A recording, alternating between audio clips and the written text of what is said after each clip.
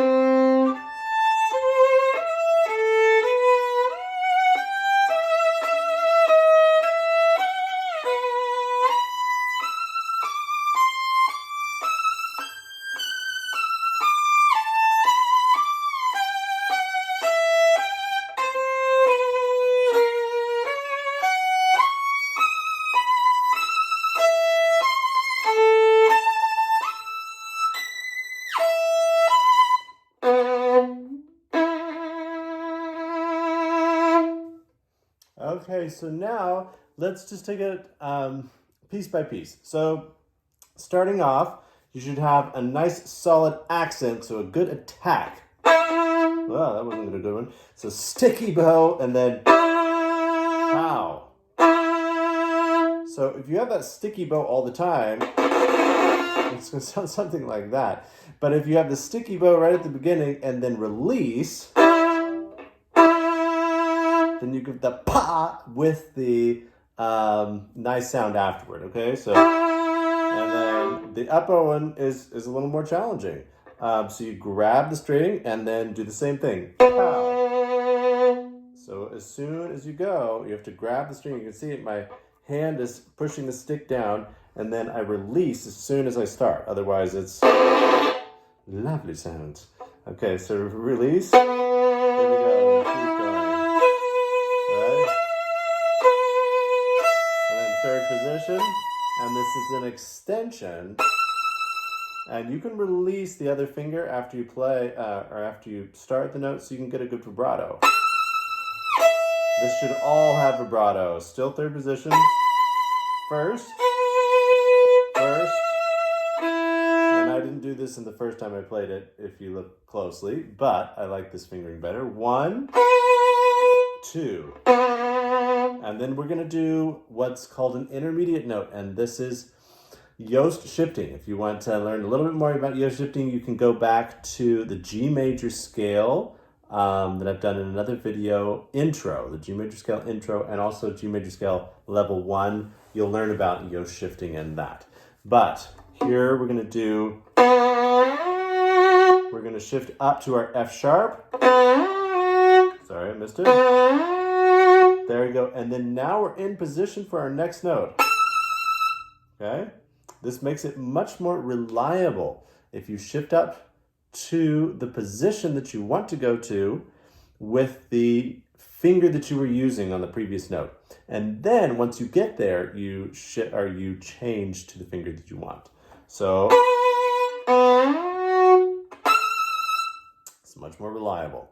Okay, now eventually that intermediate note will not sound, but our muscle memory will still be carrying us to the correct spot. So we have our E, and then open E, 4, 4. Now here we're going to go up to an F sharp, and then 4, 1, slide up a half step.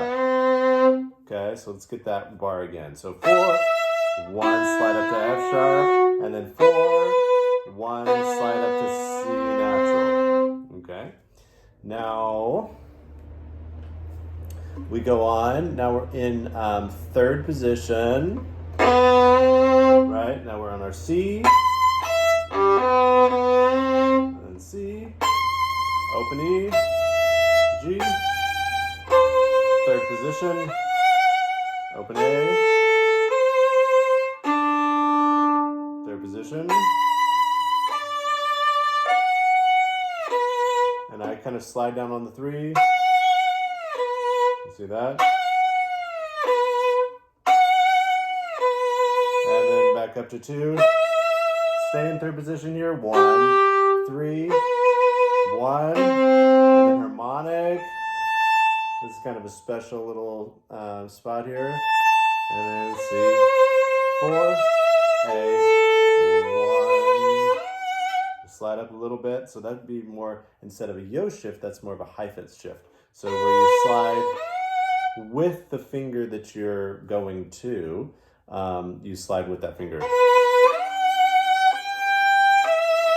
So that Heifetz shift works there, but as you would notice before, the Heifetz shift wouldn't work. Here, you're not going to slide up to that note. You have to just hit it. Right? So you have to just nail that note, and so Heifetz shift won't work there. So here, we're going to Heifetz shift up to here. There we go. And then we get our grace note here. Back down to first. Back up to third. Extension. So this is kind of what I call a caterpillar extension. You're going to the 4. That's an extension. And then the 3 is going to be stepping down as if you've gone to that new position that extension 4 is. So we were in 3rd position, we extended up to 4th position, and then we moved our hand up to play our 3 and then 2. Okay, so 3rd extension, and now we're caterpillar up, 3, 2, and we're going to do an intermediate. So 2, 1. Okay, let's do that again. Extension, 3, 2, and then our half step, 1, 2, 4, 3, 2, 1, slide down, 2, 4, and now you notice I also slide on the 4 there, so 2. So this is almost like a Yost shift in reverse. So we're going back down. So, but it's not for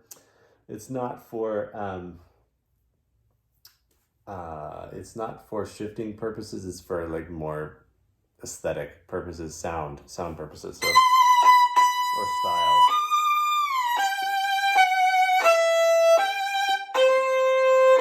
And then we go down to half position for this. C sharp, F, C sharp, 3rd position, extension 4, open E. We're still in 3rd position. So we didn't caterpillar up. We just did that extension. We kept our hand in 3rd position. Okay, so in measure 20.